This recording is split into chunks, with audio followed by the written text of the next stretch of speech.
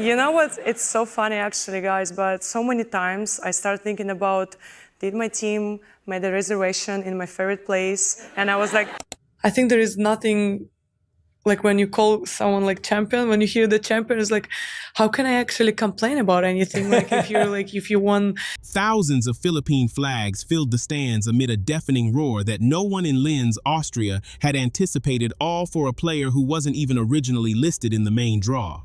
That was merely the beginning. Germany hadn't even begun yet. Alexandra Eala reached the Porsche Tennis Grand Prix in Stuttgart on April 13th. Hi everyone, I'm so excited to be back. Can't wait to be out on court and I hope to see you there. The excitement growing inside that arena is already on a completely different level from anything this event has ever experienced. A 20-year-old from Manila, ranked 45th in the world, only secured her place in the main draw because Olympic champion Qin Wenzheng withdrew due to injury. Yet, Stuttgart's organizers promoted her entry as if she were the star attraction, not merely a substitute. That single detail reveals everything. Now, enter Aryna Sabalenka into the equation. The undisputed world #1 and four-time Stuttgart finalist, the player who has dominated discussions around this tournament for years, was officially confirmed, absent from the 2026 Porsche Tennis Grand Prix. She is not here. Weeks before Stuttgart even started, former ATP professionals Sam Querrey and Steve Johnson openly stated, Ali already attracts bigger crowds than Sabalenka, even when you combine them. When Sabalenka heard that remark, the entire tennis world fell completely silent. Speechless doesn't even begin to describe it. Subscribe right now, because what unfolds inside Stuttgart this week will truly astonish you. So, exactly how did Eala manage to make Germany embrace her in a way it has never done before, leaving even Sabalenka without words?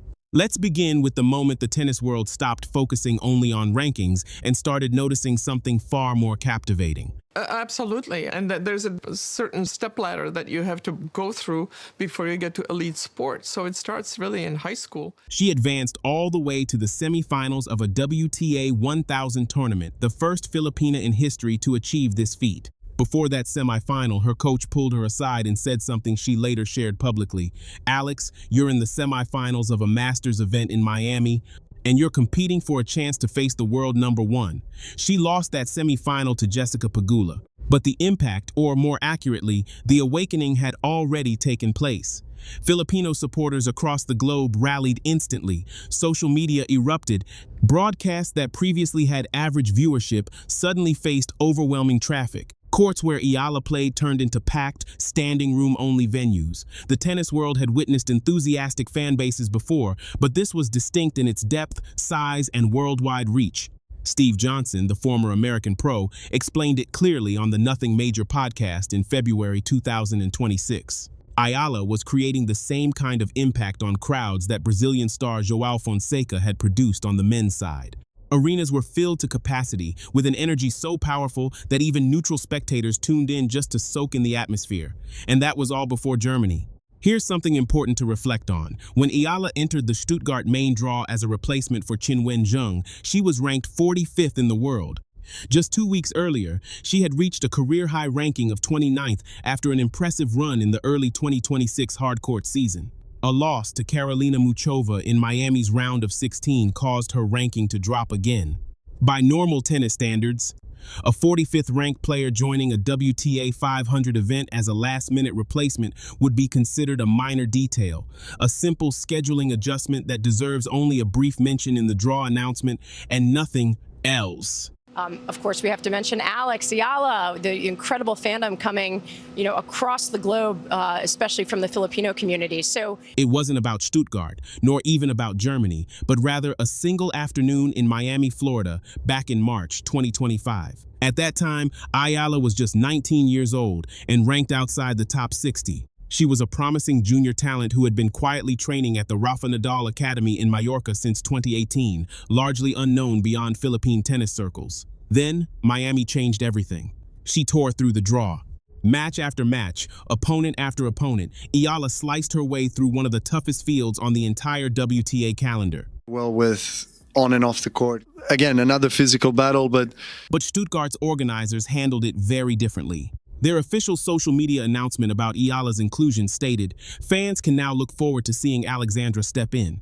That careful wording, Presenting her arrival as something fans should eagerly anticipate was an intentional decision. Tournament directors do not use such language for insignificant entries. They reserve it for major attractions. German fans reacted exactly as expected. The Filipino community in Europe, which had already gathered strongly for Eala's matches in Linz just days earlier, immediately began planning their trip to Stuttgart. The same flags that had filled the arena in Austria were now being packed for the Porsche arena. This is what a genuine like-never-before moment actually looks like in real life. It isn't forced publicity.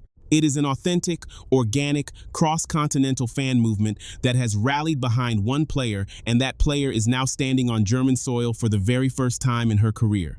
Now, let's discuss the aspect that creates real discomfort for the tennis establishment. Arena Sabalenka did not miss Stuttgart lightly. She skipped a tournament where she had reached the final 4 times. 4 times she made it to the championship match at the Porsche Arena and left without the title or the Porsche 911 Carrera S Cabriolet awarded to the winner. Jelena Ostapenko was the latest to stop her, defeating her in the 2025 final. For Sabalenka, Stuttgart represents unfinished business. It is probably the most important tournament she has never won on the European clay circuit. Therefore, her absence in 2026 is not a small scheduling matter. It is a noticeable void in her pursuit of legacy. But here is the part that cuts even deeper. While Sabalenka is missing, the main conversation filling tennis media in the lead-up to Stuttgart has not been about her unfinished mission at this venue. Instead, it has centered on whether Eala, a player Sabalenka has never even faced, has already overtaken her as the sport's biggest crowd magnet. Yes. That's why we like her, because she's the face of the Philippines. Sam Querrey asked Steve Johnson straight on their podcast, is she bigger than Sabalenka? Is she bigger than Coco? Johnson's reply was just one word. That single-word answer, given instantly and without any reservation, hit tennis circles like an explosion. Because Johnson is not a commentator hired to create drama, he is a former world top 1-0 player who spent many years on the tour and truly understands what real crowd appeal feels like from personal experience. His opinion carries real authority that a casual social media comment cannot match. John Isner supported it from another perspective. He highlighted the enormous potential of the Philippine market, a country of over 100 million people who are deeply passionate about sports but had never before had a true star at the highest level of women's tennis. They now finally have one. Isner noted it would be the same if they had a men's star too. The point is that this isn't only about Eala as an individual. It is about an entire nation finally seeing its representative shining on the biggest stages in the world. The passion that comes with that cannot be matched by any single country's traditional fan base. Sabalenka has Belarus behind her. Golf has the United States. Swiatek comes from Poland. Eala has 100 million people who have waited decades for this moment. That is the simple calculation that leaves the establishment without words. However, there is a real challenge that deserves honest discussion. Eala is not a clay court specialist. Protected, there need to be more of them. Prison life is very difficult for the wardens and the prisoners. Her rapid rise through 2025 and into 2026 was built almost completely on hard courts. Miami, Dubai, and Indian Wells were the surfaces where she made her name. Clay is an entirely different challenge. Her 2026 clay season began in Linz with a solid 6-4, 6-3 victory over Austria's Julia Graber, controlled, calm, and efficient. Then Jelena Ostapenko appeared in the second round. The defending Stuttgart champion, a 2017 French Open winner, plays clay with an intensity that disturbs even top 1-0 players. Eala led 4-2 inches the first set and 5-1 inch the second, yet still lost 6-4, 7-5. That outcome is significant in context. It means Eala arrives in Stuttgart not riding high on confidence, but following a loss that clearly revealed her weaknesses on this surface. Ostapenko, who is also in the Stuttgart draw, now carries a mental advantage into the event. Their overall head-to-head stands at 2-1 inch Eala's favor. But Ostapenko has figured her out once on clay and knows it. Eala herself admitted she is still building her physical strength for these kinds of opponents. In Miami, a WTA interviewer asked her directly how she prepares for players who are bigger and stronger. Her response was refreshingly honest. "You could say that everything I do is to prepare myself for those players. I'm still in the process of getting stronger." Such self-awareness is uncommon at age 20, but self-awareness alone does not win matches on indoor clay against Grand Slam champions. Results do. So, Stuttgart presents Eala with a true test. The crowds will show up no matter what. The Philippine flags will wave proudly. The atmosphere will be electrifying from her very first step onto the court. But tennis ultimately requires the player on the baseline to earn the roar from the stands. This is the event where Eala can prove that the massive fan movement behind her is not just impressive entertainment, it is the background for a real contender. Stuttgart is not merely another stop on the clay season. It sits between Linz and Madrid on the calendar, serving as a bridge between early adaptation and the serious preparation for Roland Garros that Madrid offers. For a player still adjusting to the surface, every match in Stuttgart holds extra importance. But for Eala specifically, Germany means something that goes far beyond tactics. This is her first time on German soil, and her debut in front of a European audience that has been prepared for months through viral highlights, podcast statements, and community coordination to welcome her at a level this tournament has truly never experienced before. Does really well, and I think there's a lot of things that make her opponents feel very uncomfortable. The Porsche Tennis Grand Prix has welcomed some of the most admired players in WTA history. German crowds are knowledgeable, passionate, and fully committed to the sport. They do not create excitement for players who have not earned it through performance. Yet, the tournament's own wording when announcing Eala's entry hinted that they expected something special. That expectation now stands at the center of one of tennis's oldest questions. Can the player live up to the moment? Can the talent match the story being told?